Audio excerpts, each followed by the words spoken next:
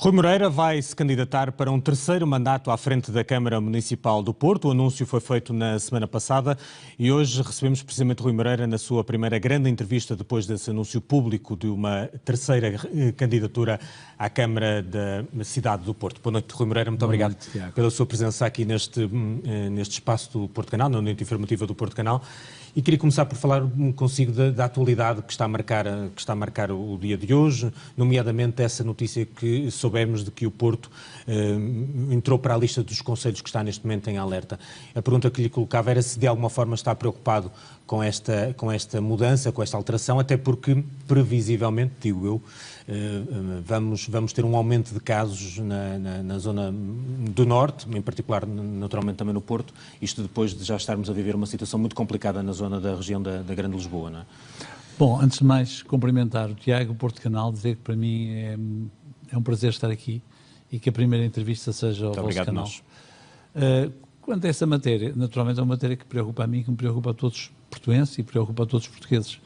Aquilo que parece hoje evidente é que esta pandemia é marcada por estas vagas, por estas ondas, e estamos confrontados com mais uma onda, era inevitável que ela nos chegaria a nós, e portanto aquilo que precisamos de fazer é tomar as medidas apropriadas e termos a moderação suficiente, que aliás ontem, queria aqui salientar aquilo que foi o comportamento exemplar, a meu ver, da população da cidade do Porto, é nós percebermos que nestas coisas temos que fazer das tripas coração, temos que fazer os possíveis para evitar ajuntamentos, temos que evitar que a situação se complique, sendo certo que já percebemos que esta pandemia tem estas características. Se me preocupa, se estou preocupado, claro, preferia que não tenha casos nenhuns. Claro.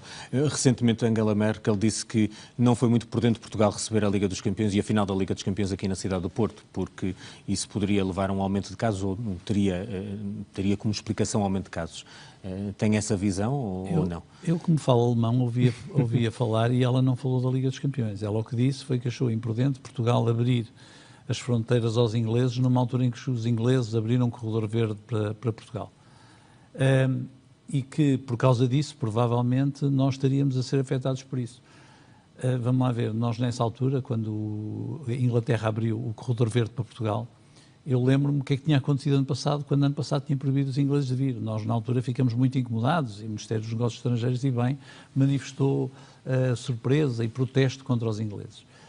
Aquilo que nós não sabíamos, julgo eu, nessa altura, pelo menos nem estes especialistas todos que agora sabem, é que havia uma variante Delta que era proveniente e que era prevalente em Inglaterra. E, portanto, vamos lá ver. Esta questão das fronteiras é uma questão muito complicada, que põe em jogo também a forma como nós vemos a Europa. Nós, por um lado, queremos abrir as fronteiras e, por outro lado, não queremos. Porquê? Porque nós não sabemos onde é que o vírus anda. Os alemães, ainda há 15 dias, estavam numa situação bem pior do que a nossa. E, repara, eu vi naquele estádio, na Allianz Arena, milhares de espectadores de vários países, nomeadamente da Hungria. Vamos imaginar que agora os húngaros trouxeram uma variante Y qualquer para a Alemanha. Vamos nós agora criticar a chanceler Merkel por ter deixado que os húngaros fossem ver os jogos à Baviera.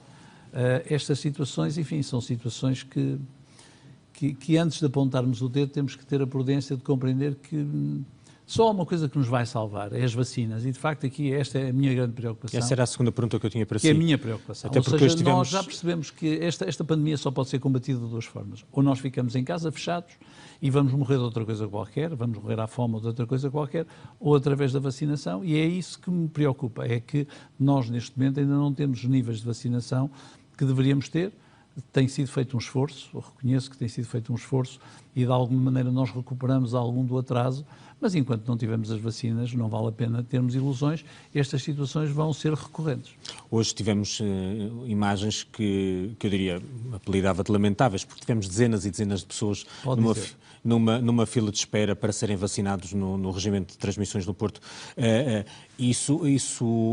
A pergunta é, nós temos eu sei que tem uma proposta em cima da mesa de abrir um drive-thru no Queimódromo, para precisamente também podermos ter mais um centro de vacinação na cidade do Porto, que poderia aliviar outros centros de vacinação que também temos espalhados pela cidade. Porquê é que a Lina não avançou nesta altura?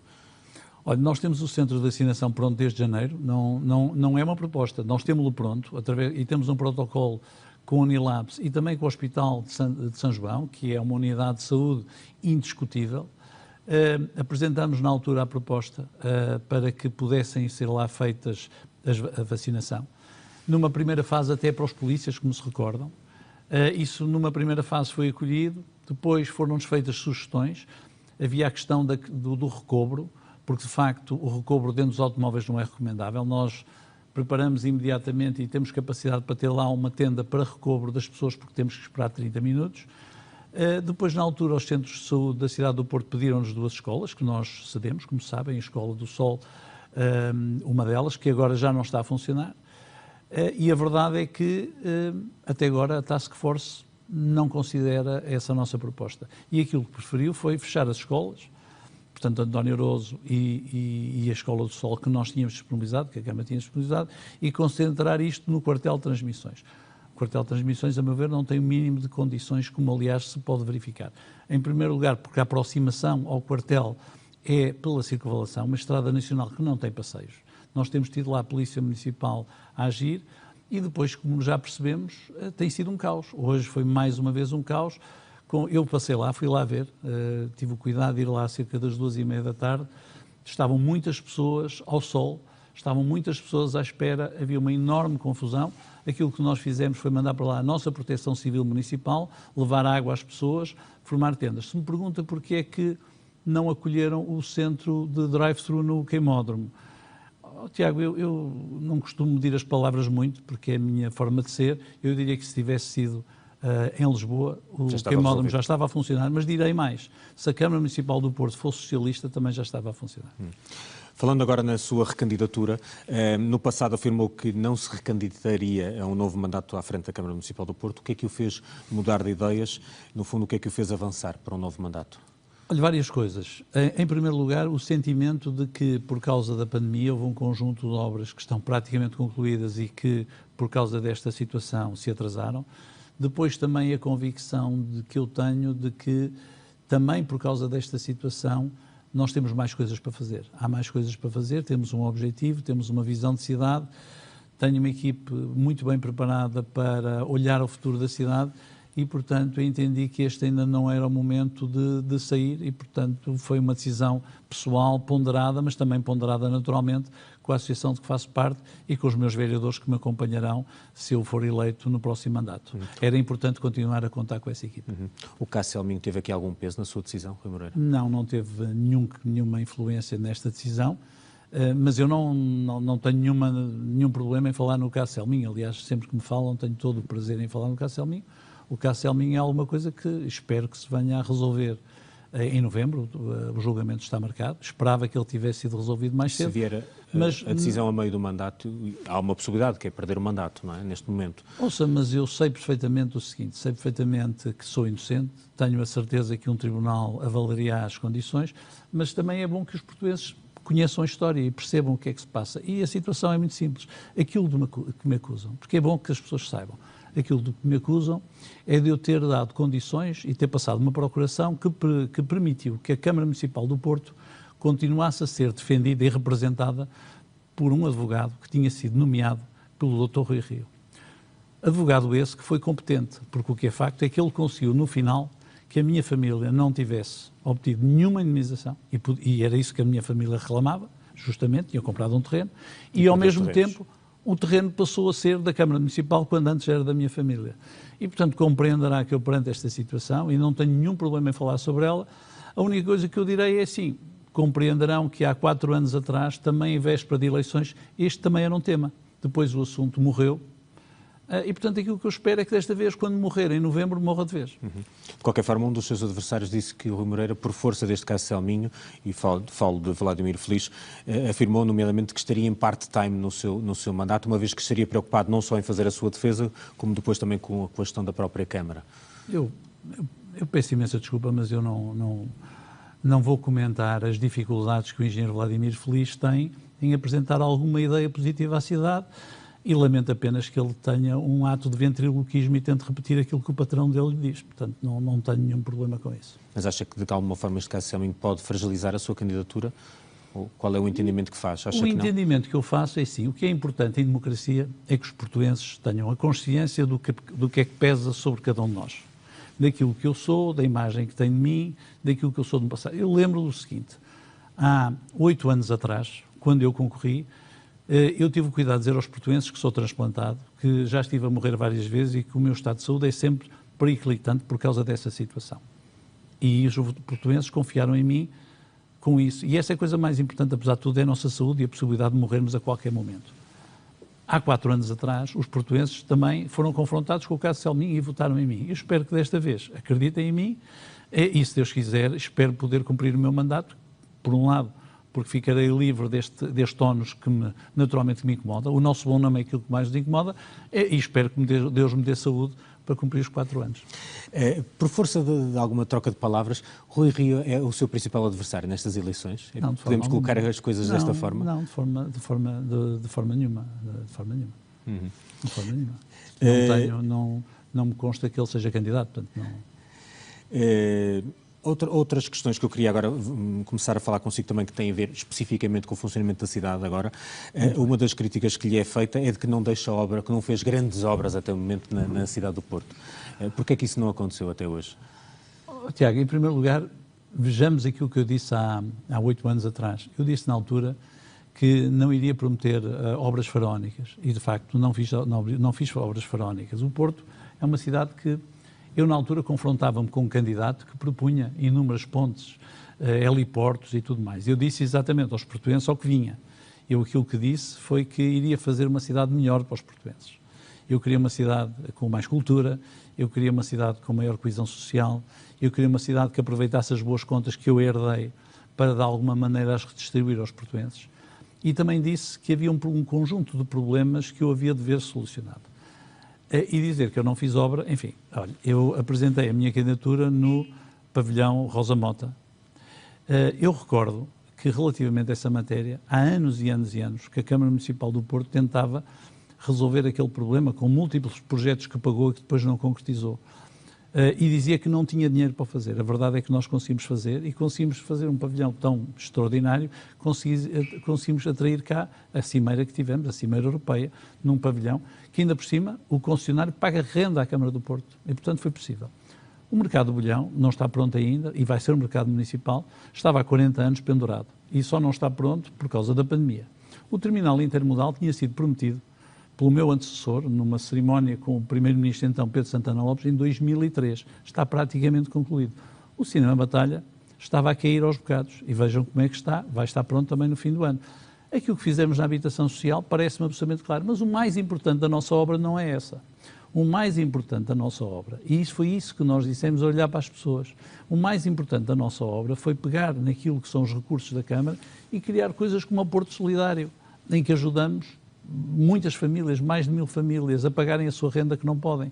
O mais importante da nossa obra foi arranjar um passo para as crianças entre os 13 e os 18 anos que hoje viajam de borla nos transportes públicos todos da cidade. A mais importante da nossa obra foi não aumentar a água. O mais importante da nossa obra foi reduzir o IMI, temos o IMI mais barato do país. Isso é aquilo que permite que os nossos cidadãos, porque nós não lhes podemos pagar os salários, não somos nós que pagamos, nem lhes podemos reduzir grande parte dos impostos, é fazer com que eles, ao fim do mês, tenham mais dinheiro e, ao mesmo tempo, trabalhar numa cidade coesa, em que há cultura, em que há mais desporto, em que há mais alegria, ou seja, aquilo que eu falava da cidade, uma cidade que tem que ser, ao mesmo tempo, uma cidade interessante e uma cidade confortável. Eu acho que essa é aquilo que os cidadãos pretendem. Agora, grandes obras faraónicas, recordo, foi há 8 anos foi o tema e eu defendi exatamente o contrário. Se há 8 anos os cidadãos do Porto quisessem obras faraónicas, teriam votado no Dr. Faraónicas ou não, teriam votado no Dr. Luís Filipe Menezes, que foi então o meu adversário principal, como se recordam, e que fez uma campanha com toda a galhardia, pessoa por quem eu tenho toda a estima. As pessoas escolheram isso e, portanto, eu estou a fazer aquilo que prometi às pessoas. Não faço aquilo que não prometi. Relativamente a uma das obras que lhe é muito cara, que tem a ver com a questão do Matadouro e de toda a envolvência ali da zona de Campanhã, vai ser criada toda uma nova centralidade da cidade do Porto ali naquela zona, mas sabemos, por exemplo, com múltiplas atividades e áreas de atividade, inclusive até criação de habitação, criação, sobretudo de escritórios também será uma componente importante, depois também apoio à cultura por aí fora. Estamos a falar de uma zona da cidade que está muito sobrecarregada em termos de trânsito. Neste momento, quem circula naquela zona sabe disso. Como é que pretende resolver esse problema, uma vez que vai colocar uma nova centralidade ali naquela zona? Eu bem sei que vai ter o terminal intermodal, que vai ser um importante equipamento no sentido de termos outra capacidade de resposta ao nível da mobilidade na cidade, mas mesmo assim será suficiente para resolver aquele problema que nós neste momento temos? Aquilo que nós estamos a querer fazer em Campanhã, se quiserem, é uma Expo. Nós estamos, para termos uma ideia, nós queremos fazer uma Expo, só que a Expo foi feita com o dinheiro do Estado. Os portugueses todos pagaram a Expo. Nós estamos a tentar fazer uma Expo que, no caso do Matadouro, não vai custar nada aos municípios. É através da indução de investimento privado, através de algum investimento público que faremos noutras zonas. Ou seja, é um aspecto de reabilitação da zona mais degradada da cidade. Ainda hoje estive em Azevedo e verifiquei, estive lá com o Presidente da Junta. Essa é a nossa prioridade.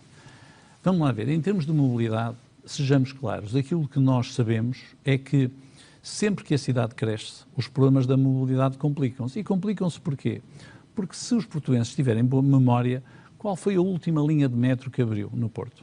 2007 ou 2008, nunca mais foi feito metro. Nós agora vamos ter um conjunto de linhas de metro, seja aquelas que já estão agora a iniciar a sua construção, seja aquelas que nos são prometidas através da PRR, que vão resolver uma parte do problema.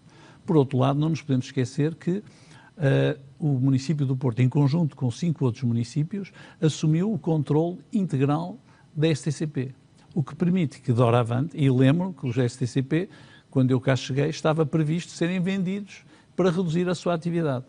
Aquilo que nós fizemos foi ficar com a STCP, utilizando para isso também os recursos que a Câmara Municipal do Porto negociou com o Governo, então, de Pedro Passos Coelho, relativamente ao acordo do Porto com as indemnizações do aeroporto. Aquilo que nós queremos fazer é ter mais transporte público. A única solução para não haver problemas de mobilidade, só há 2 soluções. Uma é reduzir a atividade na cidade ou proibir as pessoas de cá entrarem, o que reduziria a atividade. A outra é a substituição do transporte público, do transporte privado pelo transporte público. Tem 2 vantagens. Por um lado, permite que as pessoas viajem mais barato e viajem mais rapidamente, se nós pensarmos que vamos reduzir o transporte privado, e depois aquele que é o grande desígnio de todas as cidades, que é a sua descarbonização. Agora, isto não se faz de um dia para o outro, há medidas que são complicadas, têm sido articuladas com a área metropolitana. É muito importante salientar que a área metropolitana tem nesta matéria uma palavra a dizer, e hoje os municípios da coroa da área metropolitana têm um entendimento muito interessante, porque até há alguns anos um queria uma linha de metro, o outro queria outra, o outro queria coisa diferente. Hoje já não se assiste a isso. Nós, de facto, estamos muito focados em que há investimentos que envolvem várias cidades e em que esta articulação metropolitana funciona. Portanto, em tempo, quando o Matadouro estiver pronto, eu espero que nessa altura as questões de mobilidade da cidade, em termos de um transporte ecologicamente aceitável, sejam mais fáceis.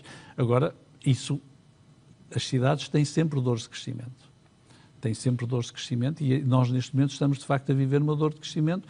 Porquê? Porque nós não fomos capazes até hoje. Quando nós olhamos para as estatísticas internacionais, Portugal é um dos países onde a proporção de movimentos em transporte público é mais baixa da Europa. E temos que triplicar a utilização do transporte público, retirando assim carros da estrada e a partir daí a mobilidade resolve-se. Nomeadamente também a questão da criação de modos suaves de mobilidade, como se costuma designar. Esse processo já não poderia estar um bocadinho mais avançado na cidade do Porto? Poderia, tudo poderia estar mais avançado. Sucede que nós temos vindo a tratar desse assunto, nós temos vindo a fazer alguma coisa, tem vindo a desenvolver alguns projetos, como sabes, estão prontos.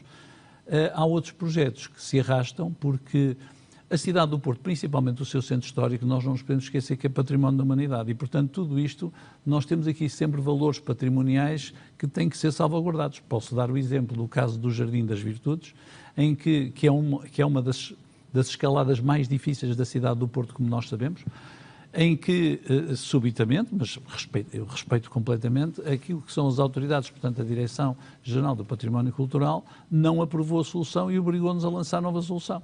Mas essas soluções estão a andar, nós temos um conjunto de obras já a funcionar e com certeza que resolverão. Mas os métodos suaves não serão a grande solução. O método suave, apesar de tudo, resolve para pequenas distâncias, para pequenos trajetos. O que é que resolve? Resolve mais o problema do Porto ser uma cidade com altos e baixos. Mas quando nós pensamos em substituição do automóvel, nós temos que olhar aqui para quê? Para o metro, para as BRTs, portanto para os autocarros de alta eficiência e para os autocarros e, eventualmente, também para a via férrea, que parece estar para ser anunciado pelo Governo.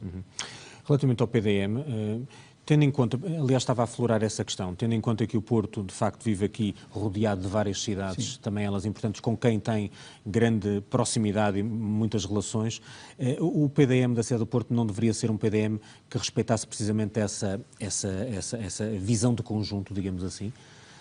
Ou de que maneira é que isso foi concretizado neste PDM que foi agora aprovado? Os planos diretores municipais... Ficamos com a ideia que o PDM é uma coisa muito centralizada na cidade do Porto apenas, não é? O nosso PDM tem que ser na cidade do Porto. Certo. Nós só temos competências na cidade do Porto. Mas nós temos relações com outras cidades, não é? Gaia, Matosinhos, Maia... Por exemplo, mas repara, eu também já ouvi isso e isso não faz sentido. E vou-lhe dar o exemplo. A ponte... A nova ponte que estamos a construir com Gaia faz parte do PDM do Porto e do PDM de Gaia. A circunvalação, como sabe, levou a um plano estratégico desenvolvido ainda no tempo do arquiteto Correia Fernandes, no meu caso, em que, subitamente, ao contrário do que acontecia há décadas, há hoje um plano integrado que envolve Porto, envolve Matosinhos, envolve a Maia e Gondomar. Se pensarmos que a ponte se articula com Gaia, compreender-se-á que, de facto, ao contrário de algumas coisas que eu tenho ouvido, os PDMs articulam-se bem. Já não temos aquela situação do PDM em que do lado de lá construía-se metade da ponte, do lado de cá construía-se metade da ponte e do outro lado não se construía metade. A ponte que está, neste momento, como sabes, está em concurso com Vila Nova de Gaia, é um exemplo acabado da integração dos dois PDMs, porque ela não constava do PDM anterior, nem do Porto, nem de Gaia. Por falar nessa obra, qual é que vai ser o principal objetivo dessa obra? Porque é que ela é assim tão importante? Ela é mais importante para o Porto, ou é mais importante para Gaia, ou é importante para as duas cidades? Uma ponte nunca pode ser importante para uma cidade se não for para a outra. Ela é importante para as duas cidades. Mas vamos lá ver. Em primeiro lugar, a necessidade imperiosa da substituição para o transporte do tabuleiro inferior da ponte Luís I. Todos nós hoje percebemos que o ideal será que o tabuleiro inferior da ponte Luís I, que aliás vai entrar em obra, no futuro seja apenas utilizado para peões, para motos suaves, para as bicicletas e para veículos de emergência, se assim quiser. Não podemos continuar a ter aquela ponte com aquele trânsito. Portanto, precisávamos ter uma ponte e esta ponte, este desenho, esta localização desta ponte tinha sido estudada há muitos anos atrás. Mas ela não valoriza mais a zona de Gaia? Que é claramente uma zona que vai ficar muito valorizada em detrimento de uma zona do Porto que não vai sofrer assim tanta valorização quanto isso. Mas se nós achamos que o grande problema neste momento no Porto é a mobilidade, então nós não queremos uma ponte para resolver a mobilidade. Eu quero a ponte para resolver a mobilidade. E esse é o principal objetivo da ponte? Claro. Porquê? Porque ela está muito próxima de Campanhã, terá uma ligação ao terminal intermodal de Campanhã e permite, se quiser, arregaçar a manga, se assim compreendermos. Ou seja, nós hoje temos trânsito que circula entre Gaia e o Porto pelo tabuleiro inferior da ponte Luís I e depois segue em direção ao Freixo. Não faz nenhum sentido.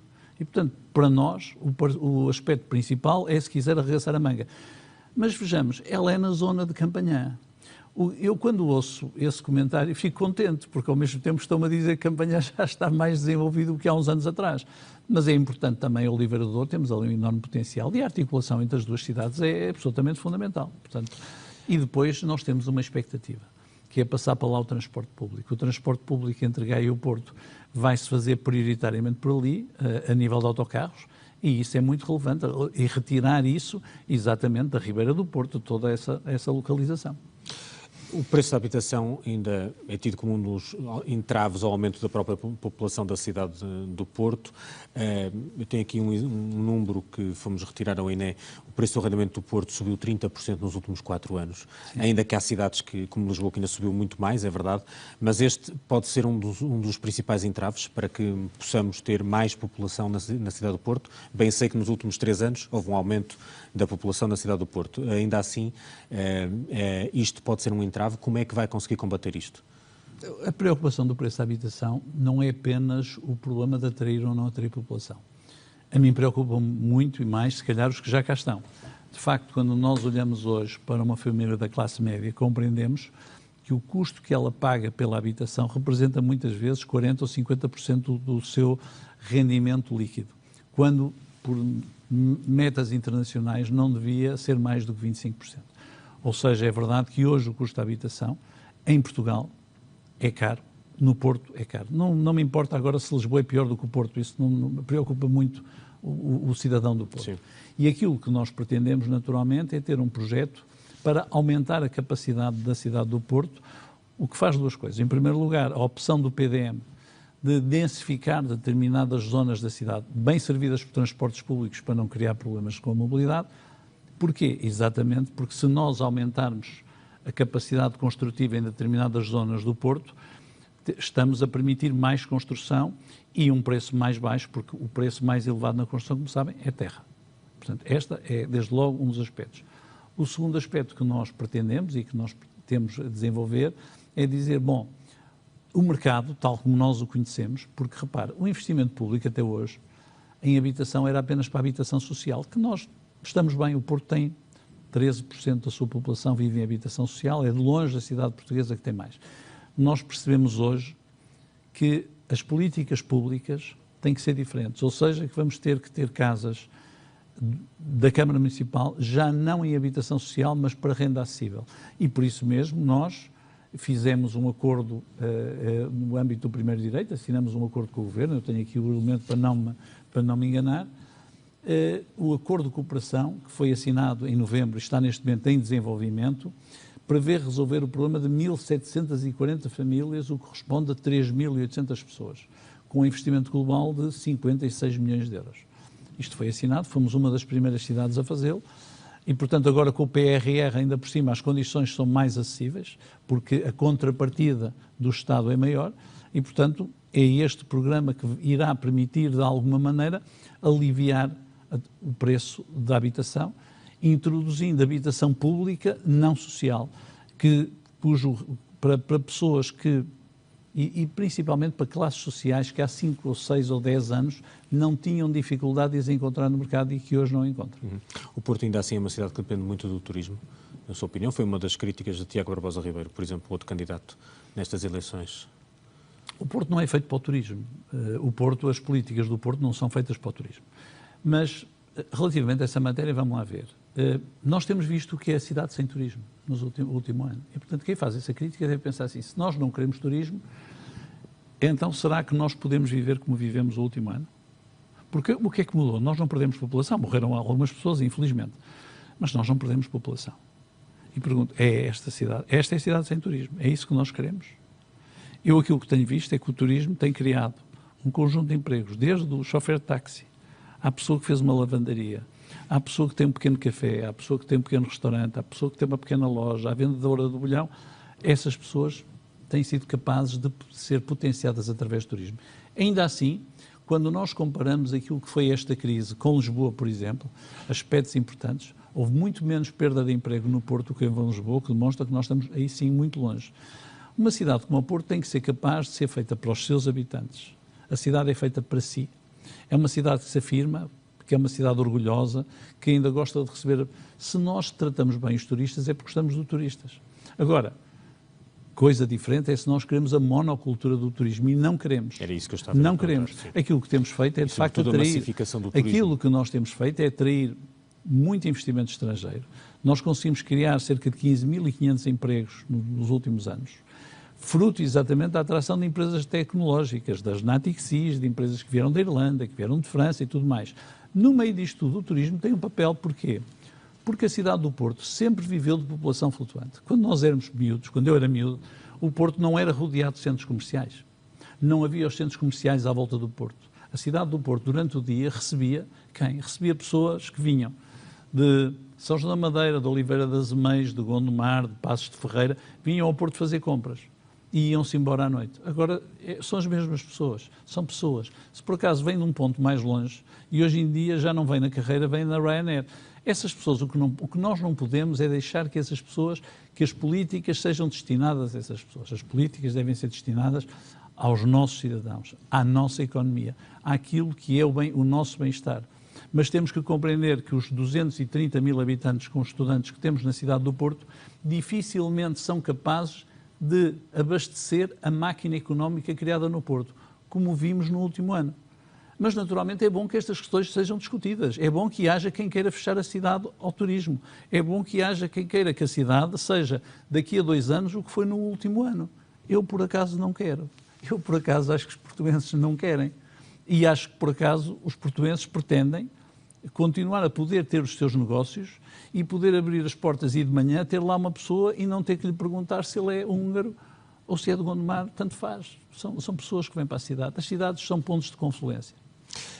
Estamos quase a terminar, mas queria-lhe ainda fazer uma pergunta que é também da atualidade. O atual Presidente da União de Freguesias do Centro Histórico da cidade do Porto vai ser candidato à Câmara Municipal do Porto pelo Chega. Porquê é que ainda não retirou a confiança política a este elemento que se candidatou no seu movimento, naturalmente? António Fonseca é de quem estamos a falar.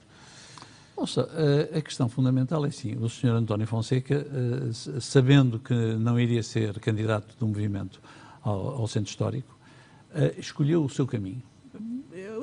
Nós somos um movimento independente, nós também temos pessoas de vários partidos. O Sr. António Fonseca tem todo o direito de fazer o seu caminho, com certeza não será meu candidato, não fazia sentido a 3 meses do fim do seu cargo. O que é nós somos um movimento independente. O que é tirar a confiança política num movimento independente?